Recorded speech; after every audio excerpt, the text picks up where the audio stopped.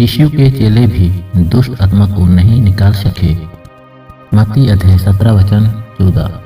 जब वे भीड़ के पास पहुंचे तो एक मनुष्य उसके पास आया और घुटने टेक कर कहने लगा, हे प्रभु, मेरे पुत्र पर दया कर, क्योंकि उसको मिर्गी आती है और वो बहुत दुख उठाता है और बार बार आग में और बार बार अपने में गिर पड़ता है। और मैं उसको तेरे चेलों के पास लाया था, पर वे उसे अच्छा नहीं कर सके। यीशु ने उत्तर दिया कि हे अविश्वासियों और हथेली लोगों, मैं कब तक तुम्हारे साथ रहूंगा, कब तक तुम्हारे सहूंगा, उससे यहाँ मेरे पास लाओ।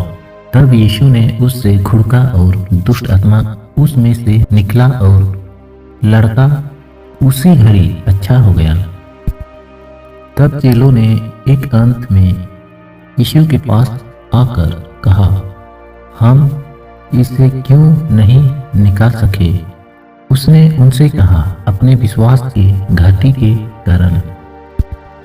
दूसरा पॉइंट है, यीशु के नाम से एक मनुष्य दुष्ट आत्मा को निकाल दिया। मरकुस अध्याय 9 वचन 38।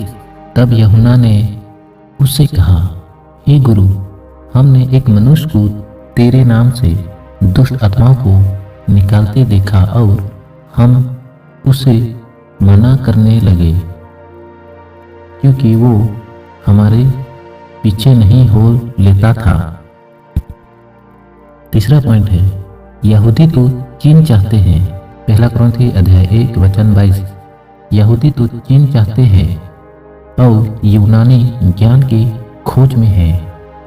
कई बार ऐसा होता है, हम जितने भी दुआ प्रार्थना करते हैं तो भी हमारा समस्या खत्म नहीं होता है।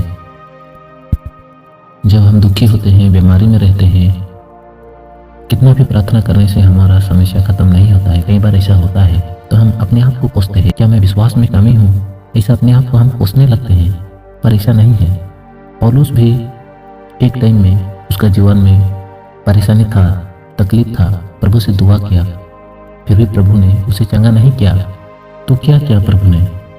जब हम लोग पढ़ेंगे दूसरा कुरिन्थी अध्याय 12 वचन 7, और इसलिए कि मैं प्रकाशन के बहुतायत से फूल ना जाऊं, मेरे शरीर में एक कांटा चुभाया गया, अर्थात शैतान का एक दूत के मुझे घूंसे मारे, ताकि मैं फूल ना जाऊं। इसके विषय में मैंने प्रभु से 3 बार विनती की कि मुझसे ये दूर हो जाए, और उसने मुझसे कहा, मेरा अनुग्रह तेरे लिए बहुत है।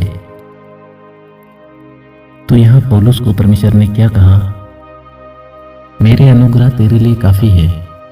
पौलुस को तुरंत चंगा नहीं किया यीशु ने। यहाँ हम लोग 12 का 9 आयत में देखेंगे तो यहाँ पर लिखा है, और उसने मुझसे कहा, यानी पौलुस बोल रहा है, परमेश्वर ने उससे कहा, मेरा अनुग्रह तेरे लिए बहुत है।